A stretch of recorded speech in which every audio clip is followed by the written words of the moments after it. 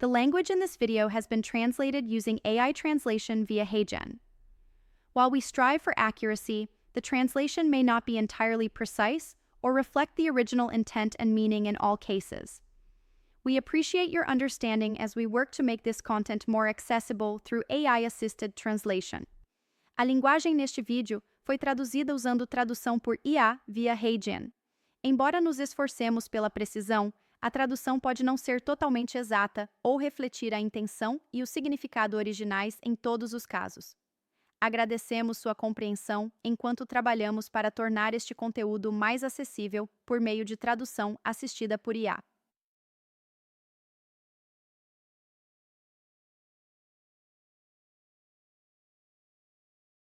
Olá, aqui é Michael Lawless e neste vídeo vou discutir previsões de metabolismo no ADMET Predictor. Este slide mostra as enzimas que metabolizam fármacos. É de uma publicação na revista Drug Metabolism and Disposition de 2004 e mostra as enzimas que metabolizam os 200 principais compostos. Então aqui vemos que cerca de 3/4 deles são metabolizados por CYP. É difícil dizer um pouco mais. Menos do que isso, obviamente, para as UGTs e um pouco disso para as esterases. Então, entre as CYPs, elas se dividem nas 5 principais enzimas metabolizadoras. 1A2, 2C9, 2C19, 2D6 e 3A4, com contribuições menores de 2B6 e 2E1. Além disso, uma enzima emergente para fármacos é a aldeído oxidase, que pode metabolizar alguns dos novos medicamentos inibidores de quinase. O ADMET Predictor pode prever metabólitos de CYP e AOX, assim como metabólitos de esterase e UGT, e vou discutir cada um deles separadamente. Primeiro vou falar sobre nossos modelos para prever metabólitos de CYPA. Aqui eu peguei apenas uma molécula e vou clicar no botão ADME e então calcular todas as propriedades ADMET. Em seguida vou para a aba de metabolismo aqui. E a primeira coisa que vemos são os gráficos em estrela de substrato e não substrato de CYP para este composto em particular. E se passarmos o mouse sobre ele, vemos que está previsto para ser um substrato de 2C9, 2A6 e 2C8. Foram avaliados todos os modelos para as 9 isoformas do citocromo P450. Se ele prevê não, como nesta previsão para SIPP, 1A2, então ele não prevê sítios, KMV máximo, depuração, etc. Então, vamos fixar esta coluna aqui e depois ir para o primeiro modelo de substrato, onde ele prevê sim, que é o 2A6 aqui. Agora, observe que ele prevê sim, mas a confiança não é muito alta. Você tem que assumir que ele está meio indeciso aqui. E se você realmente quisesse descobrir se isso eram 2 substratos, em seguida você precisa realizar alguns experimentos. Então essa previsão é um pouco incerta, mas como previu que sim, na próxima coluna temos os locais de metabolismo. Então esses são os 2 átomos que ele está prevendo serem metabolizados, o átomo 15 e o átomo 11. E se simplesmente clicarmos na célula, aparece esta caixa de diálogo aqui, onde os 2 átomos estão marcados. Um é o 15 e o outro corresponde ao C11. E podemos colocar esses números de estrutura aqui em cima, segurando o botão de controle e depois clicando nos números dos átomos aqui. Assim, vemos que 11 e 15 são os locais de metabolismo. Então, esses são os scores. Assim, nossos modelos de sítios de metabolismo são, na verdade, modelos de classificação construídos com descritores atômicos, onde cada linha na tabela QSAR será um átomo na molécula. Portanto, ele produziria uma linha para cada um dos átomos aqui que podem ser metabolizados. Assim, este oxigênio e esses oxigênios não são considerados sítios de metabolismo de CYP, porque CYPs não metabolizam oxigênios. Precisa ser um carbono com um hidrogênio ligado a ele. Também pode ser um nitrogênio ou um enxofre para o N-óxido e o S-óxido.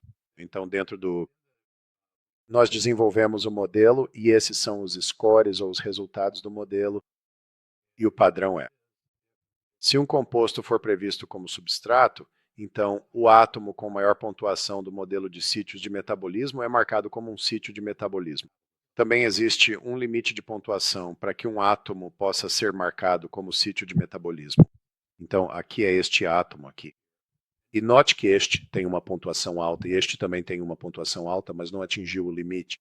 Então, talvez você queira analisar essas pontuações mais tarde. E então, da mesma forma, teremos resultados semelhantes para 2C9 e 2C8. Agora, se eu der um duplo clique na molécula e clicar no botão Match, você verá que ele prevê esses sítios de metabolismo do 2C9. E aqui há 3 para ele. E então ele simplesmente hidroxila eles. Voltando ao procedimento, primeiro ele prevê se é um substrato ou não para um determinado isoforma do citocromo P450. Se ele prevê que é um substrato, então ele prevê os sítios e o metabolismo. Agora, uma vez previstos os sítios e o metabolismo, nós vamos para o MedChem Designer. Ele vai identificar que há 3 sítios para este isoforma em particular e então inserir um oxigênio entre a ligação CH. E isso é feito através de alguns arquivos chamados arquivos CRF, e eu vou explicar sobre eles daqui a pouco, mas essencialmente ele obtém quais átomos estão marcados e então usa uma string SMIRC para transformar a molécula no produto. Agora, note que não vemos representações para as outras 2 enzimas, e isso porque o padrão é exibir apenas os 5 principais isoformas. Vamos acessar a caixa de diálogo de configurações para alterar o comportamento padrão dos metabólitos do CIP. Então, eu abro a caixa de diálogo Alterar configurações, clico na aba Metabólito e em seguida marco todos os isoformas do CIP aqui. Clico em OK e quando gero os metabólitos, agora vemos metabólitos correspondentes ao 2C8 e 2A6 aqui. Para este metabólito superior 2C8, você vê que ele quebrou esta ligação aqui. Então ele foi hidroxilado nesta posição. É um intermediário instável, então ele quebra essa ligação para formar a cetona e a sulfonamida. Podemos visualizar esse metabólito voltando novamente à caixa de diálogo configurações, na aba metabólitos, e mudando a opção observar intermediários metabólicos para todos. Vamos clicar em OK e depois usar a janela para voltar à molécula original. Agora, quando geramos os sítios de metabolismo, veja que mostramos o intermediário aqui. Às vezes, você sabe, as nossas transformações estão erradas, então, na verdade, este é um intermediário estável e pode ser isolado no experimento. E é por isso que queremos mostrar os intermediários aqui. Aqui quero mostrar um exemplo de uma transformação um tanto incomum. Então, temos um agroquímico, vou dar um duplo clique nisso e então simplesmente clicar no botão de mapa aqui. E quero discutir este metabólito em particular aqui, que pega este enxofre e o converte em oxigênio. Então, este é um tipo de transformação conhecida para esta classe de agroquímicos. E nós realmente incluímos isso e marcamos como um citometabolismo.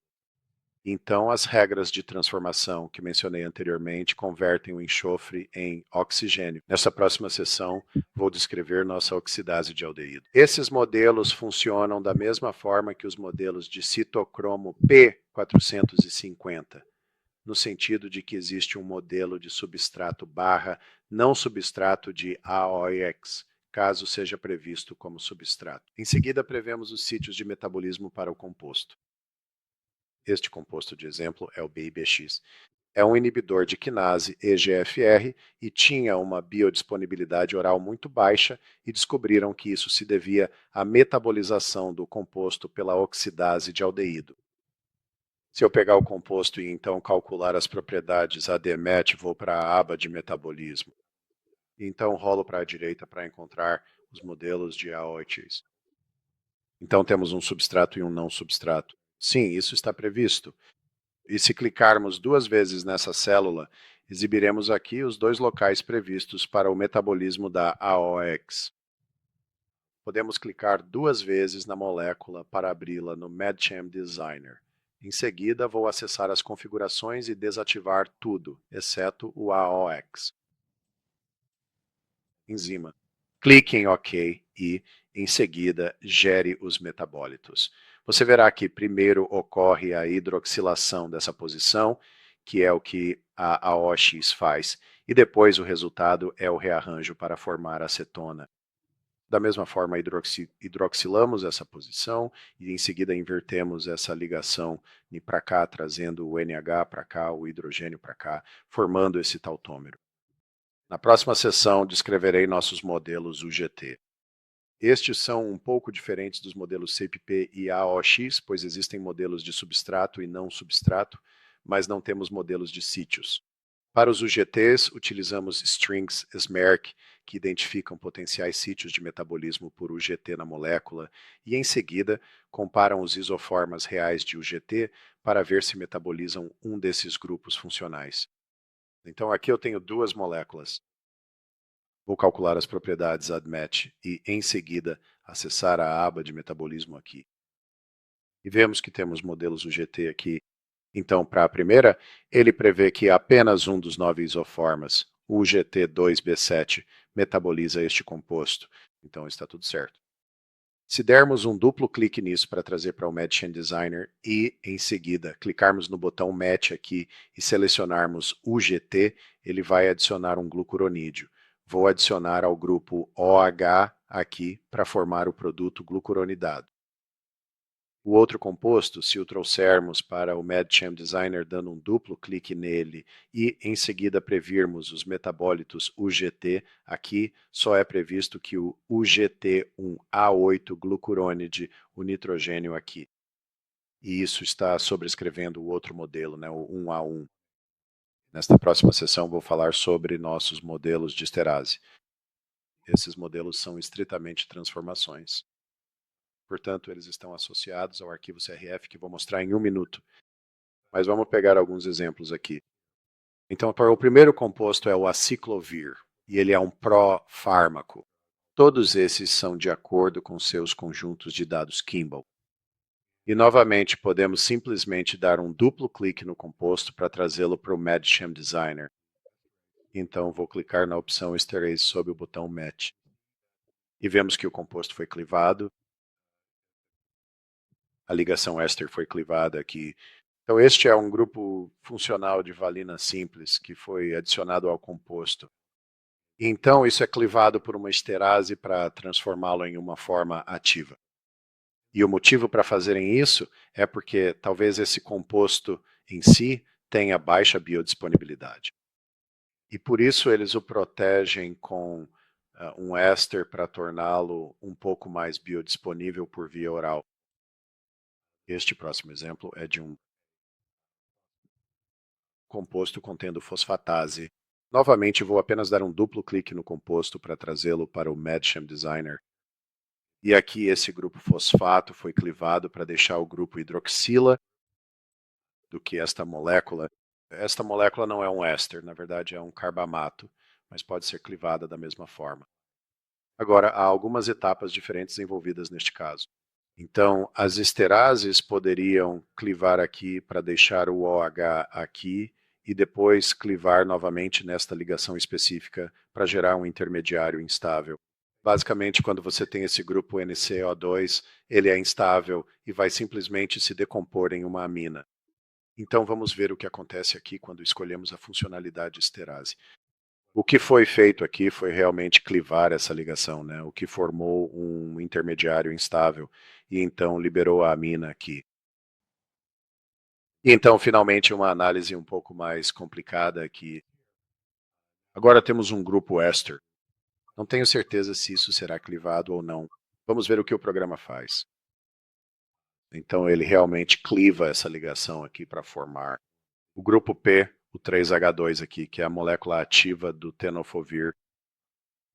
Agora vamos dar uma olhada rápida nos arquivos que geram esses metabólitos. Então, no meu diretório de dados de aplicativo do usuário aqui, você pode ver esses três arquivos, Metabolite Prediction CRF, Metabolite Prediction Esterase e Metabolite Prediction.tord. Agora, este aqui está realmente em formato criptografado, mas você certamente pode olhar para os compostos ou para as transformações aqui. E como mencionei, eles estão codificados, mas temos comentários para transformar esses arquivos. Se pudéssemos descriptografá-los, veríamos isso. No lado esquerdo da equação, há um átomo que está marcado, acho que com o sublinhado S. e isso indica que é o citometabolismo. E o programa internamente marcaria como citometabolismo e então realizaria a transformação, que geraria o metabolismo do produto final. Se olharmos para a funcionalidade esterase aqui, ou, desculpe, para o arquivo esterase CRF, este não está comentado, mas também não está criptografado. Mas há um grande número de equações aqui, ou reações, desculpe. Então, isto é uma Stringsmerk. Ela identifica a funcionalidade reagente do composto, e podem haver coringas. Então, por exemplo, isso poderia ser nitrogênio, oxigênio ou enxofre, acredito aqui.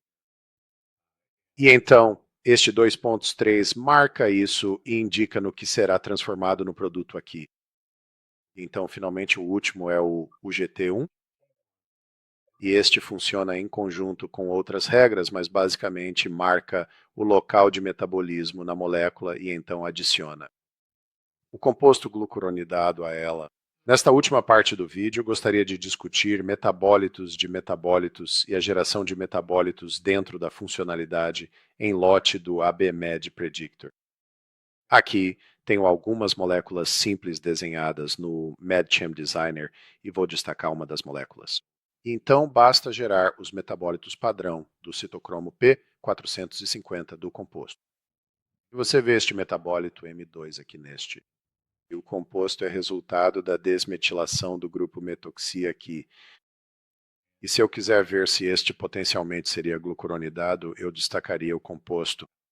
Então, vou até o botão Match, seleciono o GT e vemos que ele glucuronida o oxigênio fenólico do composto. Então, este é um metabólito de um metabólito. Agora, vamos voltar para outra estrutura. No MedChem Designer e vamos gerar metabólitos aqui. Então, no canto inferior esquerdo, você vê que isso gera um aldeído. Agora, aldeídos eles são compostos reativos, então normalmente o corpo vai tentar se livrar disso. Então, vamos destacar este composto e novamente gerar metabólitos. E você vê aqui que estamos prevendo isso. A aldeído oxidase converteu o aldeído em um ácido carboxílico. Essa é uma das principais funções da aldeído oxidase e ajuda a desintoxicar o grupo aldeído. Também devo mencionar que a CYP3A4 também pode metabolizar aldeídos em ácidos carboxílicos.